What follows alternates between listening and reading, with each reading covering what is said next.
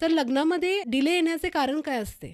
जेव्हा डिले हा वर्ड येतो ना तेव्हा हो. शनी पिक्चरमध्ये येतो. अच्छा. ठीक आहे. जर आता होऊ शकतं की तुमचा शनी ना या घरामध्ये बसलेला आहे, बर. 7th हाऊसमध्ये बसलेला आहे. हम्म. शनी इथं बसला असेल तर मग तुमचे ना मॅरेजला डिले करतो. हम्म. आता इथे बसला असेल, शनी जर ना 5th हाऊसमध्ये असेल, ओके. 5th हाऊसमधून ना याची तिसरी दृष्टी हम्म. तुमच्या लग्न हाऊसमध्ये जाते. हम्म. शनी पहिल्या घरामध्ये बसला असेल हम्म. तर डायरेक्ट शनी 7th हाऊसला बघतो. हम्म. 10th हाऊसमध्ये असेल तर शनीची ना 10वी दृष्टी 7th सातव्या हाऊसमध्ये घरात. हम्म. तुमच्या येते. मग हम्म. अगेन डिले होतो. हम्म. तर शनी बेसिकली ना शनीच्या आहे ना 3 दृष्टी असतात. हम्म. 3rd असते, 7th असते आणि हम्म. 10th असते. यापैकी अगर एकही जर दृष्टी तुमच्या मॅरेज हाऊसवर पडत असेल तर हम्म. तुमच्या मॅरेजमध्ये डिले आहे. हम्म. आणि याच्या व्यतिरिक्त मी अजून एक नोटीस केले, जेव्हा तुमचा शनी 9th हाऊसमध्ये बसलेला असेल, हम्म. कारण की 9th हाऊस जे आहे ना ते रिच्युअल्स आहे आणि ओके. आपल्या लग्नामध्ये रिच्युअल्स फॉलो होतात ना, हो. तेव्हा आपण आहे ना लग्नामध्ये डिले येतो. हम्म. आता फक्त एवढंच आहे का? नाही, याच्यापेक्षा पण अजून बऱ्याचशा गोष्टी आहेत. अच्छा.